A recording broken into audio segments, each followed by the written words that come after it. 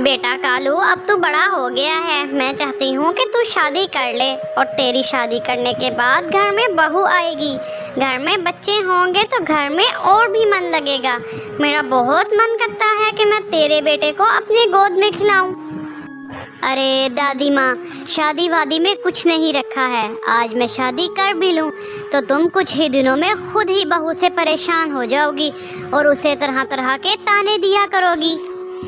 अरे नहीं बेटा, ऐसा कुछ नहीं है। मैं उसका बहुत ही ख्याल रखूंगी और उसे बहुत खुश रखा करूंगी। तब तक अगर आपने हमारे चैनल को सब्सक्राइब नहीं किया तो इसे सब्सक्राइब कर लें और बेल के बटन को भी दबा लें। शुक्रिया।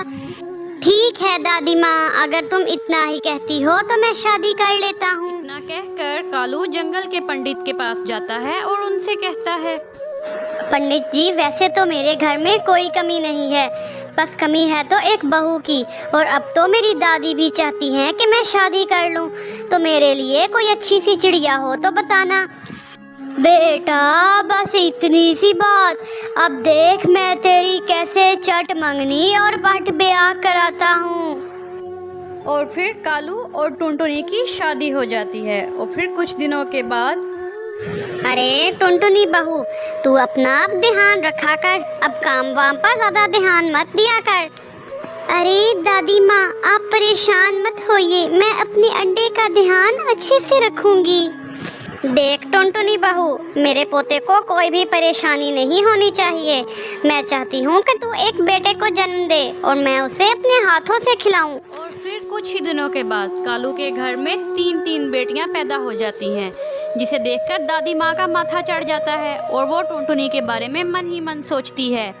ये कलमोही जब से घर में आई है कुछ भी अच्छा नहीं हो रहा है। अब इसने बेटे की जगह 3 बेटियों को जन्म दे दिया है। अब इनकी परवरिश कैसे होगी? ये तो मेरे बेटे की सारी कमाई ही खा जाएंगी। मेरा बेटा तो सारी उम्र इनका दहेज ही इकट्ठा करता रह जाएगा। और फिर समय बीतने लगता है।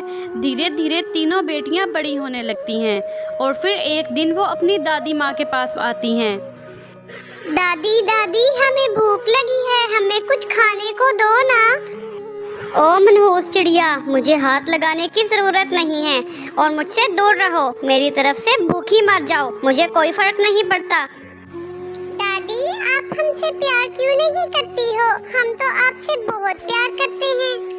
मैंने तेरी माँ से कहा था कि मुझे लड़का दे दो, लेकिन उसने जन्मे तो 3 बेटियाँ। दादी, क्या लड़कियाँ होना कोई गलत बात होता है? लड़कियाँ तो अच्छी होती हैं। माँ कहती है कि हम बहुत भाग्यशाली हैं। अच्छा, तो तू अब मुझसे ज़बान लड़ाएगी? रुक, मैं तुझे अभी बताती हूँ। फिर बुढ़िया उसे पीटने लगती है। तभी टुनटुनी वहाँ आ जाती है। माँ जी, ये आप क्या कर रही हो? बच्चियों पर कौन हाथ उठाता है? माँ जी, ये बहुत गलत बात है। माँ जी, बेटी तो ईश्वर का वरदान होती है और आप ये क्या कर रही हैं माँ जी? तभी बुढ़िया तिलमिलाते हुए टुनटुनी से बोलती है, तुम मेरे बीच में मत बोल। तू मुझे बिल्कुल भी अच्छी नहीं लगती और ना ही तू मुझे ये तेरी बच्चियाँ अच्छी लगती हैं। फिर अगली सुबह बाहर बहुत तेज बारिश हो रही होती है। सुंदरी दादी के दिमाग में एक तरकीब आती है। वो टुनटुनी की बच्चियों में से एक बच्ची जो कि सोई हुई थी उसके पास जाती है। फिर सुंदरी उसे उठाकर एक छोटे से कपड़े में बांध देती है और तेज बारिश में उसे बाहर छोड़कर आ जाती है। दूसरी तरफ टुनटुनी माँ को अपनी बेटी का आभास हो जाता है। अरे छोटी कहाँ गई? इतनी जल्दी तो वो उठती नहीं है। हो सकता है बाहर खेलने गई हो, मगर बाहर तो बहुत तेज बारिश हो रही है। हे भगवान, ये क्या हो गया? ये रातों रात इतनी तेज बारिश कैसे शुरू हो गई?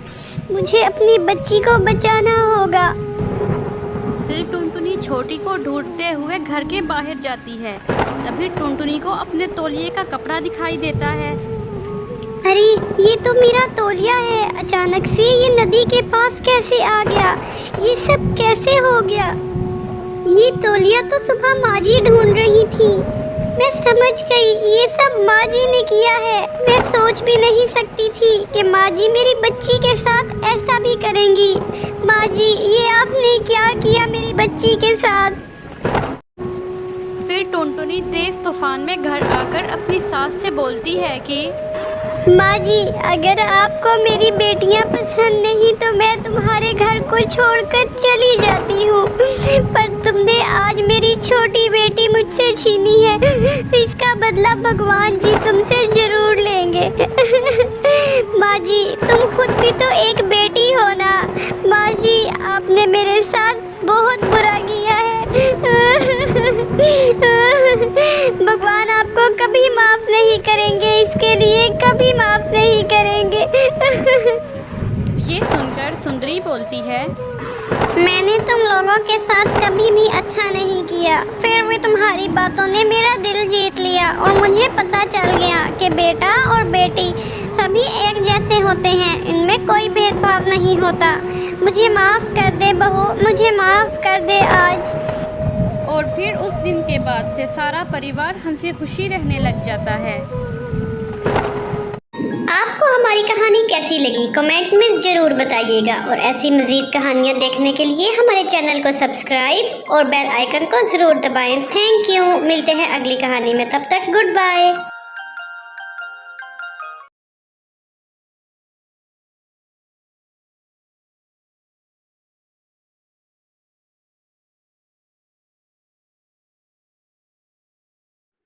ढोलकपुर गांव में एक जमुना चिड़िया रहती थी।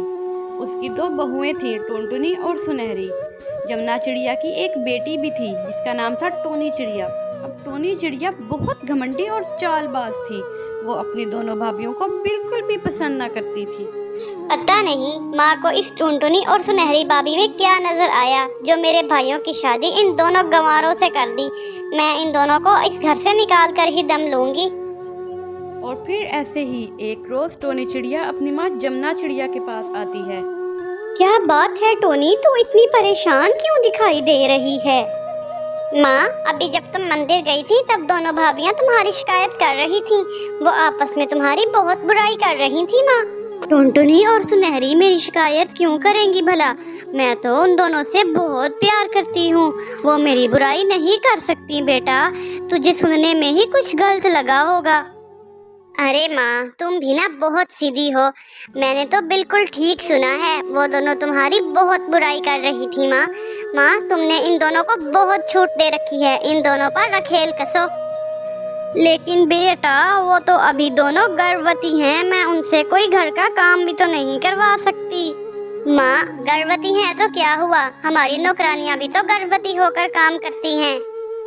ठीक है टोनी, तू कहती है तो मैं आज ही सारे नौकरों को छुट्टी दे देती हूँ और इन्हें काम पर लगा देती हूँ। तभी जमुना चिड़िया पहले टुनटुनी चिड़िया के कमरे में जाती है। बड़ी बहू और बड़ी बहू, तुम कब तक यूं ही सोती रहोगी? दोपहर होने का है और तुम्हारी नींदें ही पूरी नहीं हो रही। क्यों, क्या हो गया माँ जी? अभी तो सुबह के 7 ही बजे हैं बस।